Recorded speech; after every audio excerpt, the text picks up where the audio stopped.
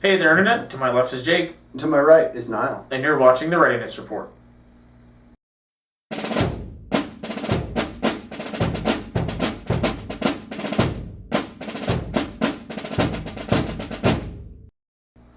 Tonight we bring you Dropfleet Commander.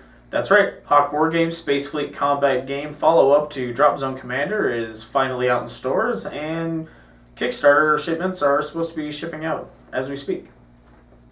So our thoughts on the game are that we basically like the game. I was reading through the rules, and I was thinking, just reading through the rules, I thought this sounds like actually a good, fun game that I was getting excited to play. But some things we noted about it, there's very little dice rolling. Yeah, there's a lot less dice rolling in this game. There's a lot less maneuvering. Most ships get one turn, Right. if that. Compared to most fleet combat games out there. I remember just broadsiding with a Nova in Babylon 5, and it's just like buckets of dice. But yeah, every ship gets one turn as a standard, unless they specifically take an action that lets them turn extra. So there's not as much maneuvering as in a lot of other space fleet combat games. And one thing we did notice, the game plays very quickly. Yeah. There's not a lot of dice throwing, but there's a lot of dying very quickly. Once the cruisers open up, which this is the contents of a two-player starter, but basically once the cruisers got in range to really unload, things went up instantly. A lot of our ships started disappearing. I think I lost 2 ships through the one volley. Yeah. Yeah, it's a pretty devastating game pretty quickly once things really start kicking off. Yeah, pretty easy to pick up though. We did a thumb through the rule book. Yeah, the first turn was slow. The first turn was rough as we sort of fumbled our way through it. But once we got the hang of it, it started going a lot quicker. Yeah, there's definitely a lot less to have to pick up. It's Right. pretty intuitive. The range is actually my favorite part. Right. So the way the range works in the game is you don't just have a range on your weapons. Yeah, because in space, you have an infinite range as far as I'm concerned. Realistically, there's not going to be a whole lot to stop your laser from just continuing on into the void. So the way they handle that is each ship has a scan rating that lets them see how far they can see. And then every ship also has a signature that they give off. That's a matter of their heat or energy output, which makes them more visible. So you can do actions that can let you fire more weapons, do more turns, things like that, but have the payoff of they make you more visible to the enemy, so they can hit you from further away. Yeah, you get lit up on their sensors. Right.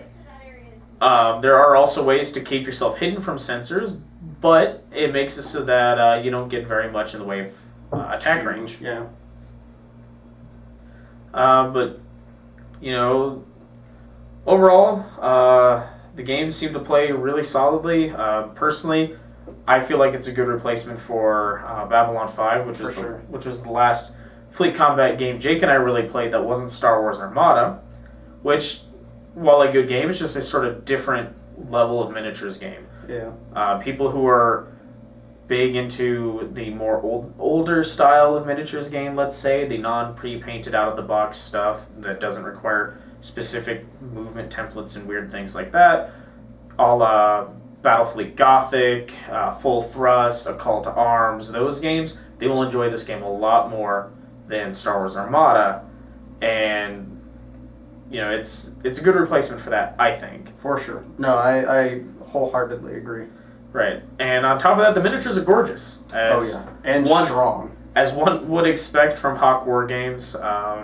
I'm sure a lot of people remember those videos before the Drop Zone Commander came out of them just throwing the interviews where they're just throwing miniatures against the wall the whole time. Yeah.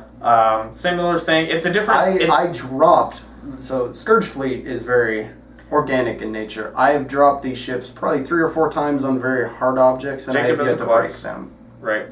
And, they are different. They're the Hawk Wargames Hard Plastic, which is what the two-player starter set and the Army starters for Drop Zone Commander were in. So it's not the same resin that was the original release of stuff for Drop Zone Commander, right. But they are still very strong.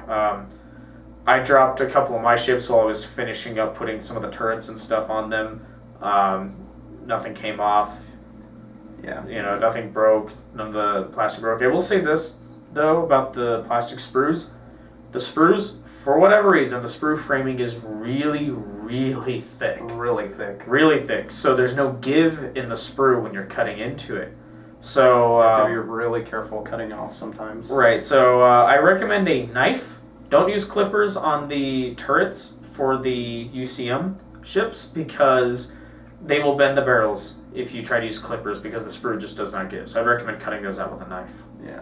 Other than that, the ships went together pretty easily. Yeah. They're modular. So the cruiser sprue makes all of the cruisers. The frigate sprue can make any of the frigates, which is awesome in my opinion. I don't know about the Scourge sprue because I didn't build that one, but on the UCM sprue, you can build up to 2 of any of the frigates. So you can't build all 4 the same, but you can build, 2 of any one of the classes, or 2 of any 2 of the classes, because you can make 4 frigates in total. Yeah. And then the cruisers, you can't make all 3 of them the heavy cruisers because there's additional turrets on the Moscow class and there's an additional laser cannon on the St. Petersburg class that you're required to take from one of the other cruiser sprues to make the heavy cruisers for the UCM. But the sprues are capable of making any of the classes. I built out of mine 2 of the heavy cruisers, the St. Petersburg class, the Moscow class, and the fleet carrier, the Seattle class. Yeah, so the starter has recommended construction for the starter. We ignored that. Yeah, neither of our fleets are technically legal. I need 1 more of these, or just to omit it completely. Or I need an additional one for sure. But still, I plan on getting another frigate box anyway. Oh yeah. Because the game's a lot of fun. I look forward to playing it. I will say this: their token page is crap. Yeah, not because of make or anything, but it's paper tokens. It's paper token. It's particularly thin cardboard or card stock, I should say. It's not cardboard. Yeah, I believe they're coming out with real tokens and whatnot. As the Kickstarter rolls out, we'll see more stuff, obviously. And the fighters and bomber tokens, they're coming out with actual fighter and bomber stands. But as for all intents and purposes in this game, they are just tokens. It's not like in Armada. It's not like in B5. The fighters aren't flying around the board, chasing down ships. It's literally it's kind of like an elaborate weapon system. They basically just launch, do an attack run on an enemy ship, and come back. And I definitely like that mechanic. That's a different way of doing fighters that I do like. Yeah. You can stop bombers. So fighters can't attack ships, but you can use them to protect your ship. Right. So the game has a lot of intricacy to it that we have not hit yet. That we've not hit yet. But it does, like I said, it does feel like to me a good replacement for Babylon 5. Because as much as I love Star Wars Armada, it didn't feel like a good replacement for the lack of a fleet combat game in my life. Correct. And this, I think, really hits it. Game's affordable. 2-player starters are in stores. I know the rulebooks are out. The rulebooks are out. I know that there's a shortage of the individual fleet starters currently. There wasn't enough made, I guess. There's not enough at our distributor anyway to give us the amount we wanted.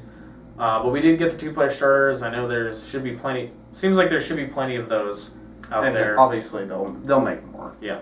So if you missed out on the Kickstarter, or you have a moral objection to Kickstarter, the 2-player starter should be out there. And then there will be more coming in the future. We'll be getting the battleship sets and additional. Can't wait for those. Additional frigates and cruiser boxes as well. Yeah, probably gonna pick up a little bit of everything myself. There is a campaign system in the game or in the rule book that lets you basically use Dropfleet Commander in conjunction with the Drop Zone Commander to make a Reconquest campaign. Yeah.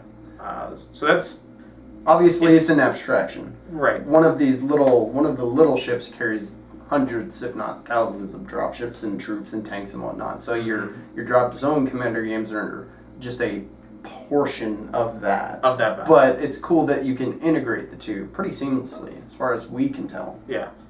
We haven't tried playing Dropfleet followed by a drop zone landing, but the rules seem... I mean, the stuff that's in there seems pretty straightforward. Yeah. If you liked that video, be sure to click like and subscribe so you can be notified about future videos. Also follow us on Facebook, Twitter, and G+ for more gaming news. Bye. Tonight we bring you Dropfleet Commander. That's right, Hawk Wargames. That's fine. That's right, Hawk Wargames Space Fleet is what I wanted to say. Space Fleet. Try that again. That's okay. It's your turn to do all the mistakes tonight. Apparently.